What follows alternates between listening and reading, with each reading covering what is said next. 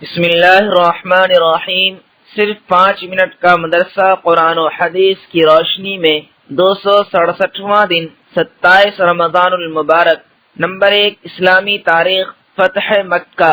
رسول اللہ صلی اللہ علیہ وسلم نے صلح حدیبیہ میں مشرکین مکہ سے جو معاہدہ کیا تھا، انہوں نے اس کی خلاف ورزی کرتے ہوئے بنو بکر کے ساتھ مل کر مسلمانوں کے حلیف قبیلہ بنو خزاعہ پر حملہ کیا۔ حرم میں پناہ لینے کے باوجود بھی انہیں قتل کیا۔ جب حضور صلی اللہ علیہ وسلم کو ان کی بدعہدی اور قتل و غارت گری کا حال معلوم ہوا تو آپ صلی اللہ علیہ وسلم 21 رمضان سن 8 ہجری کو 10,000 صحابہ کرام رضی اللہ عنہم کا عظیم الشان لشکر لے کر فاتحانہ شان سے مکہ میں داخل ہوئے۔ اہل مکہ نے جو ظلم و ستم 13 سالہ دور میں حضور صلی اللہ علیہ وسلم اور صحابہ رضوان اللہ علیہم اجمعین پر ڈھایا تھا، آج وہ یہ سوچ رہے تھے کہ ہم سے ہر ایک ظلم کا بدلہ لیا جائے گا، مگر رحمت عالم صلی اللہ علیہ وسلم کے عفو درگزر کا حال دیکھیے کہ جن دشمنوں نے آپ کو گالیاں دی تھی، راستے میں کانٹے بچھائے تھے، جس میں اپہر پر نماز کی حالت میں گندگی ڈالی تھی، آپ کو دیوانہ و پاگل کہا تھا، حتیٰ کہ آپ کو محبوب وطن مکہ چھوڑنے پر مجبور کیا، اور ہجرت کے بعد بھی مدنی زندگی میں آپ کے ساتھ جنگ کرتے رہے اور آپ کے قتل کی سازشیں کرتے رہے، مگر قربان جائیے کہ حضور صلی اللہ علیہ وسلم نے ایسے تمام ظالم دشمنوں کے حق میں عام معافی کا اعلان فرما دیا۔ آپ کے اس رحم و کرم کو دیکھ کر بہت سے لوگ اسلام میں داخل ہو گئے۔ محسن انسانیت نے اپنے جانی دشمنوں کے ساتھ جس حسن سلوک، اچھے اخلاق اور رحم و کرم کا معاملہ کیا، کیا دنیا کی تاریخ اس کی مثال پیش کر سکتی ہے؟ ہرگز نہیں۔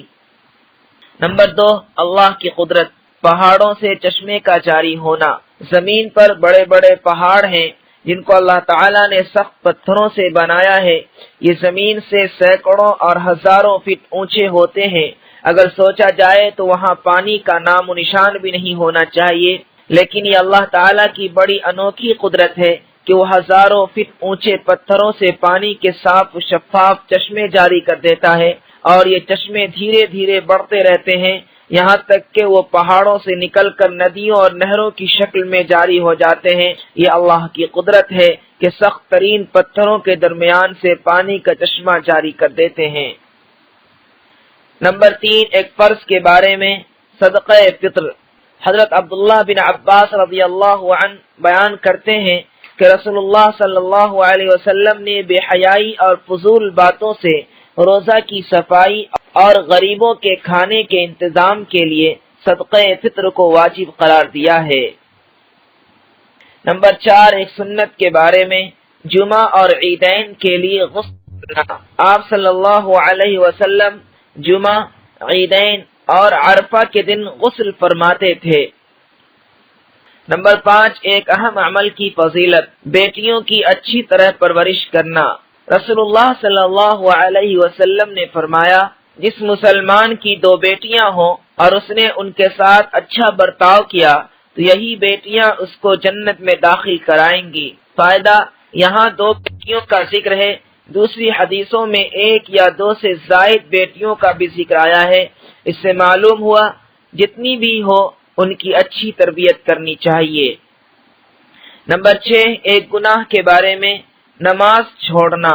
رسول اللہ صلی اللہ علیہ وسلم نے فرمایا، جو شخص جان بوجھ کر نماز چھوڑ دیتا ہے، اللہ تعالیٰ اس کے سارے اعمال بیکار کر دیتا ہے، اور اللہ تعالیٰ کا ذمہ اس سے بری ہو جاتا ہے جب تک کہ وہ اللہ سے توبہ نہ کر لے۔ نمبر 7، دنیا کے بارے میں، دنیا کی محبت ہلاک کرنے والی ہے۔ رسول اللہ صلی اللہ علیہ وسلم نے فرمایا، خوش ہو جاؤ اور اپنے مطلوب کی امید رکھو، اللہ کی قسم مجھے تمہارے محتاج ہونے کا اندیشہ نہیں، مجھے تو اس بات کا اندیشہ ہے کہیں تم پر دنیا کھول نہ دی جائے جس طرح تم سے پہلوں پر کھولی گئی تھی، بس تم اس میں اس طرح رغبت ظاہر کرنے لگو جس طرح ان لوگوں نے کی تھی، اور وہ دنیا تمہیں اس طرح ہلاک کر دے جس طرح ان کو کیا تھا۔ نمبر 8، آخرت کے بارے میں، اہل جنت کے عمدہ فرش۔ قرآن میں اللہ تعالیٰ فرماتا ہے اہل جنت سبز رنگ کے نقش و نگار والے فرشوں اور عمدہ قالینوں پر تکیہ لگائے بیٹھے ہوں گے۔ نمبر 9، طب نبوی سے علاج سب سے عمدہ غذا۔ رسول اللہ صلی اللہ علیہ وسلم نے فرمایا بہترین غذا موسم کا پہلا پھل ہے۔ فائدہ، یوں تو میوہ اور موسمی پھل صحت کو برقرار رکھنے اور موسمی بیماریوں سے بچنے کا اہم نسخہ ہے، مگر موسم کا پہلا پھل غذا کے اعتبار سے سب سے عمدہ ہوتا ہے۔ نمبر 10، قرآن کی نصیحت۔ قرآن میں اللہ تعالیٰ فرماتا ہے مسلمان آپس میں ایک دوسرے کے بھائی ہیں، اگر ان کے درمیان لڑائی ہو جائے تو اپنے دو بھائیوں کے درمیان صلح کرا دیا کرو، اللہ سے ڈرتے رہا کرو تاکہ تم پر رحم کیا جائے۔